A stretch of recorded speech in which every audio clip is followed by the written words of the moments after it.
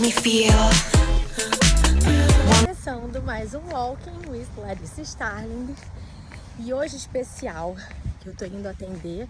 Depois vai ter bolinho porque a baby faz 6 meses hoje. E aí puxando esse gatilho, né, de assunto, fazendo a ponte. Se você também é mãe e seu cabelo ainda não está caindo, ele pode começar a cair agora. O meu já tá caindo desde uns 3, 4 meses. E vou te falar que apesar de eu trabalhar com alopecia, tricologia, realmente é um pouco assustador essa queda de cabelo assim pós-parto. Mas é a gente acreditar realmente no processo.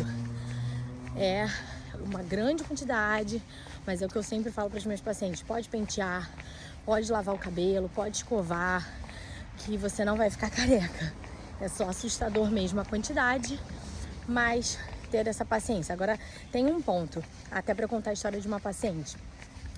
Tem uma paciente que ela já estava no 4º eflúvio pós-parto, ou seja, ela já tinha tido 4 gestações e ela veio para mim até falando assim: doutora, já tive 4 filhos, todas as vezes que o meu cabelo caiu, ele não caiu como agora.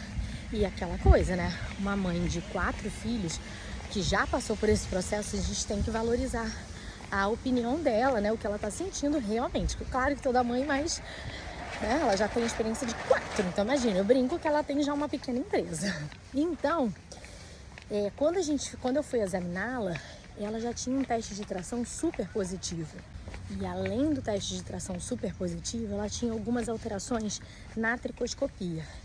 Então, ela não tinha apenas uma queda de cabelo pós-parto, ela tinha, na verdade, também, que era a nossa hipótese e vai se confirmar depois do resultado da biópsia, porque no caso dela, ela estava com uma suspeita de alopecia areata incógnita. O que é isso? A alopecia areata é aquela que você joga na internet e já imagina o quê? Paciente sem cabelo nenhum, ou uma placa sem cabelo. Mas no caso da alopecia areata incógnita, você não tem uma placa de cabelo exuberante com características clássicas da tricoscopia. Você tem, na verdade, uma grande queda de cabelo difusa. E por isso o diagnóstico muitas vezes é difícil. E a gente só consegue, muitas vezes, firmar com uma história bem detalhada. E aí por isso que eu falo para vocês que a gente precisa de uma consulta de 1 hora, às vezes até um pouquinho mais, para doenças de couro cabeludo. Então, por isso que a gente precisa desse tempo de consulta, da consulta ser mais personalizada, voltada para o cabelo. E, além disso, a história confirmada, pegando a anamnese bem detalhada, mas também, quando você fica nessa dúvida, tem que fazer a biópsia para a gente poder ter mais certeza ainda do diagnóstico, a confirmação. E aí, no caso dela, tá muito direcionado para essa linha de tratamento.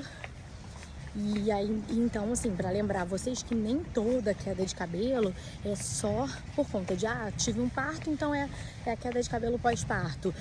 Tive um parto, minha vitamina tá baixa, então é tudo só por causa disso. Não, você pode ter isso, mas você ainda pode ter, em algumas situações, essa alopecia areata incógnita, que é um diagnóstico mais raro, mais difícil, mas é algo que a gente tem que pensar. Então, por isso, se tiver tendo alguma queda de cabelo, tem que agendar a consulta com o dermatologista. Vou deixar o meu link aqui se você quiser me acompanhar e agendar essa consulta. E para finalizar, vou contar para vocês então sobre os primeiros pacientes que fizeram o uso do Evola, que é essa radiofrequência associada ao microagulhamento robótico, que já tinha experiência e prática com ela, mas agora a gente tem uma ponteira mais forte, que ela vai agir parecida com Morpheus. Então é um tratamento com essa ponteira mais forte, que a gente precisa ter um preparo mais cuidadoso, e tem a radiofrequência isolada, que é aquela queridinha da Coreia. Dá para fazer em toda a região facial, papada, abdômen, e eu acho legal também para pacientes pós-lipoaspiração, abdominoplastia, que ainda assim podem às vezes ficar por uma questão não da cirurgia, mas pela flacidez da pele, ainda mais mulheres que já tiveram várias gestações, fica com aspecto mais flácido apergaminhado. E a cirurgia, ela não vai ser totalmente capaz às vezes de esticar totalmente essa pele, e aí para isso a gente precisa tratar a qualidade daquela pele, e uma forma da gente tratar é, por exemplo, associar essa radiofrequência. Então Acompanhe por aqui que depois eu conto mais. Agora eu vou começar meus atendimentos aqui hospitalares e depois conto pra vocês.